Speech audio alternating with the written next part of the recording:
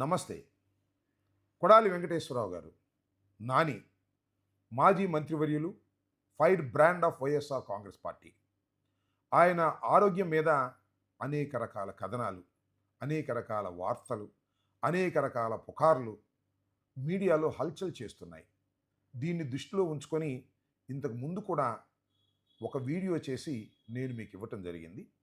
ఇవాళ ఇప్పుడు ఒక లేటెస్ట్ అప్డేట్ని మీ ముందు ఉంచే ప్రయత్నం చేస్తాను.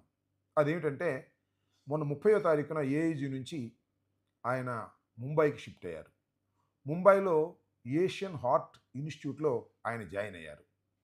దాని యొక్క ప్రత్యేకత ఏమిటంటే, అక్కడ రమాకాంత్ పాండా అనేటువంటి ఒక సీనియర్ మోస్ట్ సర్జన్ ఉన్నాడు.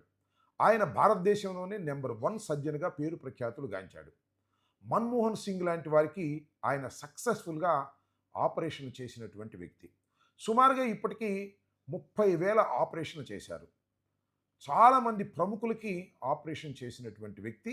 ఆయన సక్సెస్ రేట్ ఆల్మోస్ట్ 100%. అయితే అంకెల్లో ఏంటంటే 99.8 చూపిస్తున్నారు, కానీ 100% సక్సెస్ రేట్ ఉన్నటువంటి డాక్టర్ పాండా చేతిలో ఆయన ఉన్నాడు. రేపు ఉదయం ఆయనకి ఆపరేషన్ చేయాలని నిర్ణయించుకున్నారు. 30వ తారీఖున ఇక్కడి నుంచి వెళ్ళిన తర్వాత ఆయనకి అన్ని పరీక్షలు నిర్వహించారు. నిన్న, మొన్న, ఈరోజు అన్ని పరీక్షలు నిర్వహించిన తర్వాత డాక్టర్ పాండా ఆయన పర్సనల్గా ఇవాళ సాయంత్రం వెళ్ళి కలిసి ఆయన పర్సనల్గా చూసి అన్ని టెస్ట్ రిపోర్ట్స్ చూసి he is a fit for operation అని నిర్ధారణ చేసుకొని రేపు ఉదయం సర్జరీ చేయడానికి నిర్ణయించారు. రేపు ఉదయం మన నాని గారికి సర్జరీ జరగబోతుంది. సక్సెస్ఫుల్గా జరుగుతుంది, దానిలో ఏ విధమైన సందేహము లేదు. ఎందుకంటే ద సీనియర్ మోస్ట్ ఇండియాలో నెంబర్ 1 అయిన పాండా చేతిలో మన నాని గారు సురక్షితంగా ఉన్నారు. తప్పనిసరిగా రేపు సాయంత్రానికి మనకు సక్సెస్ఫుల్గా ఆపరేషన్ జరిగిందనే వార్త కూడా మనకు వస్తుందని నేను భావిస్తున్నాను.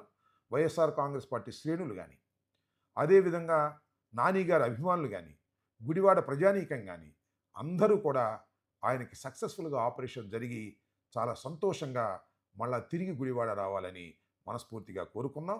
ఆ భగవంతుడు కూడా నేను ఆయనకి చక్కని ఆపరేషన్ జరిగి పరిపూర్ణమైన ఆరోగ్యంతో ఆయన మళ్ళీ ఇక్కడికి రావాలని హృదయపూర్వకంగా కోరుకుంటున్నాను.